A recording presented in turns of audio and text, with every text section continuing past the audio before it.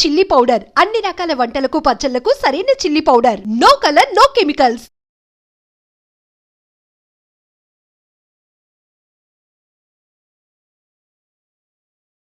నమస్కారం, welcome to iDream. ధర్మ మార్గం విత్ విజిత కార్యక్రమానికి స్వాగతం. ప్రస్తుతం మనతో పాటు ఉన్నారు ప్రముఖ ఆధ్యాత్మికవేత్త శ్రీమతి డాక్టర్ బట్టిప్రోలు విజయలక్ష్మి గారు. ఇప్పుడు అమ్మతో మాట్లాడి మరిన్ని విషయాలు తెలుసుకుందాం. అమ్మ నమస్తే. నమస్కారం అమ్మ. అమ్మ, శ్రావణ మాసం ప్రారంభం అయిపోయింది. శ్రావణ మాసం అనగానే ఆడవాళ్ళందరూ కూడా చక్కగా మంచిగా అలంకరించుకొని చేసుకునే ఒక వ్రతం ఏదైనా ఉందా అంటే వరలక్ష్మి అమ్మవారి వ్రతం. అయితే ఈ వ్రతం ఆచరించే విధానం కూడా ఎవరికి తోచినట్టుగా వాళ్ళు, ఎవరికి నచ్చినట్టుగా వాళ్ళు చేస్తూ ఉంటారు. కానీ ఇలానే చెయ్యాలి అనే నియమం ఏమైనా ఉందా, వివరించండి. యాక్చువల్లీ ఈ వ్రతం మొదలైందే చారుమతి స్వప్నంతో. అవును. చారుమతికి స్వప్నంలో ఆవిడ అమ్మవారే చెప్పింది ఇలా చేయండి అని. చక్కగా పౌర్ణమికి ముందర శుక్రవారం ఎప్పుడొస్తే అప్పుడు శ్రావణ మాసంలో పౌర్ణమికి ముందర శుక్రవారం నాడు నన్ను ప్రతిష్ఠ చేసి చక్కగా ఇల్లంతా శుభ్రం చేసుకుని, శుభ్రం ముఖ్యం, శుభ్రం చేసుకుని చక్కగా పెడతో అలికి చక్కగా పీఠాన్ని అంతా తయారు చేసి నన్ను దాని మీద ఆవాహన చేసి ముత్తైదులందరూ కలిసి కూర్చొని నాకు స్తోత్రం చేసుకోండి, నన్ను పూజ చేసుకోండి, చక్కగా నాకు షోడశోపచారాలు చేయండి ఇలా చేయండి అని ఆవిడ చెప్పారు. ఎలా చేయాలో కలలో చారుమతికి కనిపించి మహాలక్ష్మే చెప్పింది స్వయంగా. వరాలిచ్చే తల్లి కనుక వరలక్ష్మి అని పేరు పెట్టుకున్నాం. ఆ వరలక్ష్మి వ్రతం శ్రావణ మాసంలో పౌర్ణమికి ముందర శుక్రవారం నాడు చేయటం అమ్మవారు చెప్పింది కనుక అది పద్ధతి. ఒక్కొక్కసారి పౌర్ణమికి ముందర శుక్రవారం ఏదో సందర్భంగా కుదరదు. ఆడవాళ్ళు కదా చేసుకోవాలి, వీళ్ళకేవో అడ్డాలు వస్తాయి, లేకపోతే ఉద్యోగంలో ఏదో ఇబ్బందులు వస్తాయి, ఏదైనా కుదరనప్పుడు పౌర్ణమికి తర్వాత వారాల్లో కూడా చేసుకోవచ్చు. నాకు తెలిసిన ఒక కజిన్ ఎప్పుడు అందరూ చేసుకునే వారం కంటే ఒక వారం ముందర చేస్తుంది. ఎందుకని అని అడిగితే కారణం ఒకటే, అందరూ వస్తారు. వాళ్ళ ఇంట్లో పూజ ఉంటే మా ఇంటి పూజకి రారు. నాకు ఎంతమంది ముత్తైదువులు వస్తే నా దగ్గర తాంబూలం తీసుకుంటే నాకు అంత ఇష్టం కనుక ఒక వారం ముందర నేను చేస్తాను. ఆ వారం మళ్ళీ చేసుకుంటా వేరే. ఓకే. అప్పుడేదో పక్కన ఉన్న 2-3 వచ్చినా నాకు చాలు.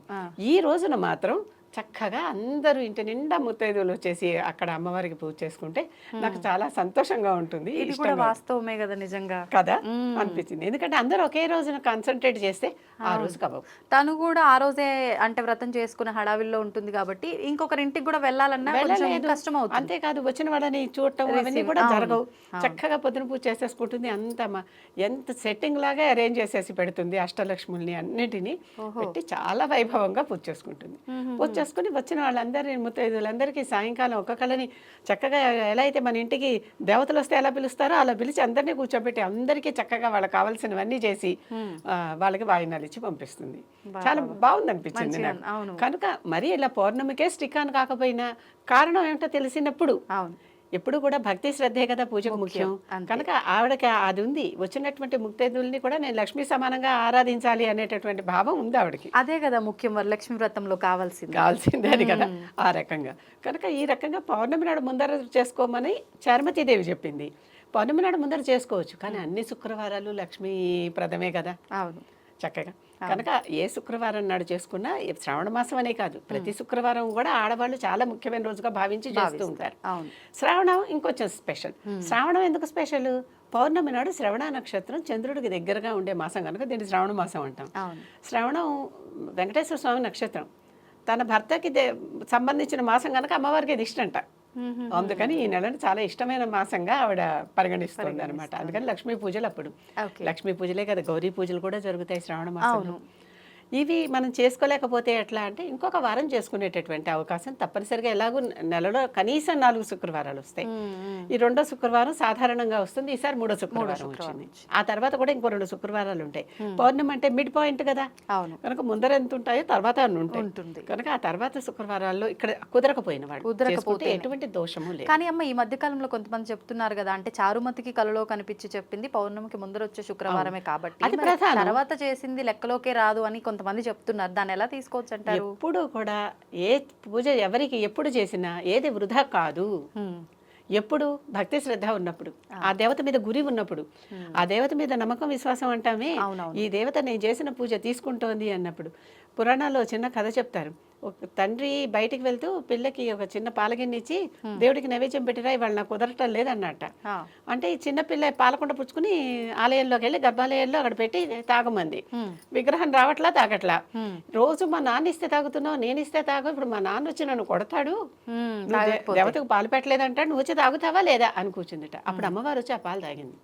బాబా ఖాళీకుండా ఇంటికి తీసుకెళ్తే తండ్రి అనుమానించాడు, ఏం చేసావు, పారబోసావా అని. పడేసావా, నువ్వు తాగావా? లేదు, నువ్వు చెప్పావు కదా అమ్మవారికి తాగించమని, ఆవిడొచ్చింది తాగింది అందిట పిల్ల.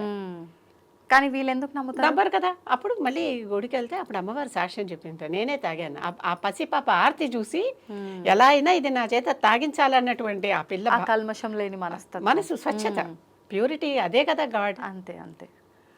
కనుక అది చూసి నేను తాగానని చెప్పింది. ఇలాంటివి ఎన్నున్నాయో మన పురాణాల్లో. అమ్మ ఇప్పుడు ఇది చెప్పిన తర్వాత నాకు ఒకటి అనిపించింది, అంటే ఇలాంటివన్నీ మనని ఆ పూజ పైన మనసు మళ్లించడం కోసం చెప్పుకునే ఉదాహరణలైనా ఇవన్నీ నిజంగా జరిగి ఉంటాయా? పురాణం అంటే ఏంటి? పురాణ ఒకప్పుడు జరిగింది. ఒకప్పుడు మన మామూలుగా పురాణ అంటే అర్థం ఏంటి? అంతే, పాతది, ఒకప్పుడు జరిగింది. కనుక అది కల్పితం ఎలా అయింది? అంటే వాస్తవమే. వాస్తవమే, పురాణ అన్నాం కదా. అవును, ఆ మాటకు అర్థం అదే కదా. అంతే. ఒకప్పుడు జరిగింది, జరిగిందని ఇప్పుడు చెప్పుకుంటున్నాం. నిన్న జరిగింది ఇప్పటికి పురాణ, మొన్న జరిగింది ఇప్పటికి పురాణ, అంతే. అప్పుడెప్పుడో జరిగింది కూడా ఇప్పుడు మనకి పురాణ. అంతే. పురాణాలు వాస్తవం కాదంటాం ఎట్లా? పుక్కిటి పురాణాలు అనే మాట అంటారు. అవును. పుక్కిటి పురాణాలు అంటే ఒక్కటి గుర్తుపెట్టుకోండి, ఆ రోజుల్లో అసలు మనకి స్క్రిప్ట్ కూడా లేదు. అక్షరం అనే ఈ డిజైన్లో ఈ అక్షరం రాస్తే ఇది ఇది అనే మాట కూడా లేదు మనకి. చెప్పటం సౌండ్ మాత్రమే ఉంది. అలాంటప్పుడు మరి వాళ్ళు అలా నోటితో విని విని గుర్తుపెట్టుకుని అవన్నీ వాళ్ళు పఠించి, అందుకే పఠనం అన్నారు. పురాణ పఠనం, పురాణ శ్రవణం. అవునవును, వాళ్ళు పఠిస్తుంటే మనం వింటాం. కనుక అదే మనకు ఉన్నాయి. ఆ నెమ్మదిగా స్క్రిప్ట్ వచ్చాక, అక్షరాలు వచ్చాక, ఇంకా ఏదో ముందర తాటాకుల మీద రాయటం, ఆ తర్వాత అది కూడా అయిపోయాక ఇప్పుడు పేపర్లు వచ్చాక ప్రింట్లు చేయటం, ఇవన్నీ వచ్చాయి. ఇలా జరిగింది. కనుక అవన్నీ కూడా జరగలేదు అంటానికి ఆ మాటలోనే అర్థం లేదు కదా. ఇతిహాసం అంటే ఇలా జరిగింది అని అర్థం. ఇంగ్లీష్ పదాలు కొన్నిటికి దొరకవు మనకి. అలాంటి సంస్కృత పదాలకి సరైన ట్రాన్స్లేషన్ చేయక ఒకటంటే ఒకటి అనుకుని వచ్చిన ప్రమాదాలు ఇవన్నీ. ఓకే ఓకే, అంతకంటే ఏమీ లేదు. అమ్మ ఇప్పుడు వరలక్ష్మి వ్రతము అనగానే ఇందాక ఆవిడ చెప్పినట్టు అమ్మవారి రూపంలో వాళ్ళంతా వస్తున్నారు ముత్తైదులు అన్నట్టుగా ఖచ్చితంగా ఈ ముత్తైదులకు వాయినాలు ఇవ్వటము, ఇంకొకటి ఆ 9 కట్టి తోరం ఒకటి అది కట్టుకోవటము, ఇది ఖచ్చితంగా ముఖ్యం అంటూ ఉంటారు. వీటితో పాటు 9 సంఖ్య ప్రధానము వరలక్ష్మి వ్రతానికి, నైవేద్యాలు కూడా 9 అంటారు. ఇది వాస్తవమే అంటారా? కొన్నేమో ఆ అమ్మవారు నాకు నిన్ను పెట్టమని ఎప్పుడూ చెప్పలా. అమ్మవారు ఎప్పుడూ కూడా మనం ఏం తింటామో అదే పెట్టమని చెప్పింది. ఏ దేవత అయినా సరే మనం ఏం తింటామో అదే. అందుకే తిన్నాడు మద్యం మాంసం ఇస్తే తీసుకున్నాడా? అవును. దేవతలు ఎప్పుడు కూడా మీరేం తింటారో అది నాకు పెట్టండి, ఎందుకంటే అది వ్యర్థం కాకూడదు. దేవుడికి ఊరికే చూపించాం అంతేగా, మళ్ళీ తినేది మనమేగా. అవును. అక్కడ చూపు ఇక్కడే మేపు. కనుక ఈ ఉన్న ఏదైతే పెడుతున్నామో అవన్నీ మనం పూర్తి చేయగలమా లేదా? ఊరికే ఆర్భాటానికి నేను వండుకుని పారేసే కంటే నలుగురికి పెడితే తప్పులేదు. ఓపిక, యథాశక్తి అనే మాట వాడుతున్నాము ప్రతి పూజలో. శక్తి అంటే అది జేబుకి శరీరానికి కూడా అంతే, రెండిటికి. శరీరాన్ని కూడా చూసుకోవాలి. మరి శరీరం కూడా శక్తి లేకపోతే నేను 90 రకాల వంటలు వండాలంటే నేను వండగలనా అని ప్రతి వాళ్ళు ప్రశ్నించుకోవాలి, చూసుకోవాలి. వండలేము, బజార్ నుంచి తెస్తాము, దానికి ఏ పాల చుక్కో ఇలా చేసి ప్రోక్షణ చేసి ఎక్కడి నుంచో వచ్చింది కదా, ఎన్ని చేతుల నుంచి. కరోనాలో కూడా మనం అన్ని ఆ మెషిన్లలో పెట్టి తీసుకోవాలా. అలాగే కాస్త పాల చుక్క చేస్తే శుద్ధి అని. పాలు ఎందుకంటే అమ్మవారి పాల సముద్రం నుంచి వచ్చింది కనుక అమ్మ ఇది నీ జాతిదే అని చెప్పటం అనమాట. అక్కడ పెట్టడం చేసి శుద్ధి చేసుకుని గంగాజలమో పాలో చల్లి నైవేద్యం పెట్టుకోండి. అలా కూడా లేదు, పళ్ళు పెట్టండి, డ్రై ఫ్రూట్స్ పెట్టండి, చేతనైనవి అంతే. అంతేగాని శక్తి లేకుండా వండి 9 రకాల డ్రై ఫ్రూట్స్ పెట్టండి, 9 రకాల పళ్ళు తెచ్చి పెట్టండి. రోజుకో పండు తర్వాత వ్యర్థం చేయకుండా తినండి. అంతేగాని ఎక్కువగా వండి వ్యర్థం చేసుకోవటం తప్పు. అది అందరూ గమనించాలి. అందులో మామూలుగా ఆహారం వృధా చేయడమే తప్పు. ప్రసాదం ఇంకా ప్రసాదం. సాదం అంటే ఆహారం, ప్రసాదం అంటే దానికంటే ఎంతో ప్రముఖమైనది, ఉత్తిష్టమైనది, ఉత్కృష్టమైనది, గొప్పది. ఓకే. కనుక అది ప్రసాదం ఎప్పుడైంది? అమ్మవారికి నివేదించి తెచ్చాడు కనుక అటువంటిది వృధా కారాదు. కనుక 9 తోరాలు, 9 ముళ్ళు ఇలాంటివన్నీ 9 అమ్మవారి సంఖ్య. నవావరణంలో ఉంటుంది కదా ఆవిడ, కనుక ఆ 9కి సూచనగా ఇవన్నీ చేస్తున్నాం. అంతేగాని ఇలాగే చెయ్యాలి అనే నియమాలు వ్రతకథలో ఎక్కడా లేవు. ఎలా వచ్చాయో ఆచారంలో వచ్చాయి. ఆచారం అంటే ఏంటి? మనం ఆచరిస్తున్నది. ఆచారంలో వచ్చేసి మనకు అలవాటు అయిపోయి బలవంతంగా వాటిని మనం చేస్తున్నాం అంతే. చేయకపోతే ఏమో అనే భయం కొద్ది. అని. అవును. భయం కంటే శ్రద్ధ, భక్తి, ఆ అమ్మవారి మీద మమత, ప్రేమ ఉంటే భయం అనే దానికి అసలు చోటే లేదు. అంతే. నేనేమి ఇచ్చినా అమ్మవారు తింటుంది అనేటప్పుడు ఎప్పుడు మనం శ్రద్ధగా భక్తిగా పెడితే తల్లి వచ్చి పిల్లలకి పెడుతుంది. అమ్మ నాకు ఎప్పుడు మంచిదే పెడుతుంది అన్న కళ్ళు మూసుకొని తింటారు పిల్లలు. అటువంటి భావం ఉండాలి. మరి ఇప్పుడు ఈ వాయినాల విషయం అమ్మా, ఇప్పుడు వాయినాల్లో కూడా రకరకాల వస్తువులు ఇస్తున్నారు. అసలు ఇవన్నీ కొత్తగా వచ్చాయి. కొత్తగా అది వచ్చి అసలు ఏదైనా ఒక్కొక్కసారి కొన్ని చెట్లు భలే పెరిగిపోతాయి వీడల్లే. అలా పెరిగిపోయింది ఇది. అంతేగాని వాయినల్లో ఇవ్వాల్సింది తాంబూలం. ఆకు ఒక్క తినేస్తారు, పండు తినేస్తారు, ఏది పెట్టారు, పసుపు కుంకుమ గంధం అక్కడే పెట్టేశారు, అయిపోయింది. అవునా? ఈ రొటేషన్ మార్గాలు లేవప్పుడు. బ్లౌజ్ పీస్ ఇప్పుడు పెడుతున్నారు అంటే వస్త్రదానం కూడా అమ్మవారికి ఆభరణాలతో పాటు వస్త్రం కూడా ఇస్తామని చెప్తున్నాం కదా మన షోడశోపచారాలలో. కనుక వస్త్రం ఇవ్వటం, వస్త్రం మన శక్తిని బట్టి అంతే. అంతేగాని వస్త్ర యుగ్మం ఎప్పుడు కూడా ఒకటి కాదు, యుగ్మం 2. ఓకే. పూజలోనే వస్త్ర యుగ్మం సమర్పయామి అని అంటున్నాం కనుక 2 తప్పనిసరిగా ఇస్తే శక్తి లేదు. ఎప్పుడు యథాశక్తి అనే మాట ఒకటి ఎప్పుడు మనకి ప్రొటెక్షన్ లాగా ఉంటుంది అనమాట, కవచం లాగా. కనుక మన శక్తిని బట్టి కనీసం పండు తాంబూలం ఇస్తే చాలు. ఇంటికి వచ్చిన వారికి బొట్టు పెట్టి పండు తాంబూలం ఇస్తే మిగిలినవన్నీ మన శక్తి అంతే. మీరు దాన్ని చక్కగా ప్లాస్టిక్ పెట్టెలో పెట్టివ్వండి, స్టీల్ పెట్టెలో పెట్టివ్వండి, బంగారం పెట్టెలో పెట్టివ్వండి, మన శక్తి స్తోమతను బట్టి, మన స్తోమత, చేసే వాళ్ళ స్తోమత. ఇప్పుడు ఈ సంఖ్యమైన చూసుకోవాలమ్మా, 3, 5 ఇట్లా ఇచ్చేది సాధారణంగా బేసి సంఖ్యలో ఇవ్వటం ఒక పద్ధతి. 3కి లేకపోతే 5 మందికి అలా. లేకపోతే నేనేం చేస్తాను, ఆ సమయానికి ఎవరు రాకపోతే అమ్మవారే నాకు ముత్తైదు, ఆ ఇచ్చేదేదో ఆవిడకే ఇచ్చేసి దండం పెట్టేస్తాను. తర్వాత ఎవరైనా వస్తే ఎలాగో మొదటిది అమ్మవారికే ఇస్తాం, ఎలాగ ఇస్తాం కదా. అలా మొత్తం ఇదంతా తీసుకుపోయి ఆవిడకే ఇచ్చేస్తాను. నేనేం చేసినా తీసుకెళ్ళి అది అమ్మవారికే ఇచ్చేసాక చక్కగా తర్వాత ఎవరు వస్తే వాళ్ళకి వచ్చిన వాళ్ళకి ఇస్తా.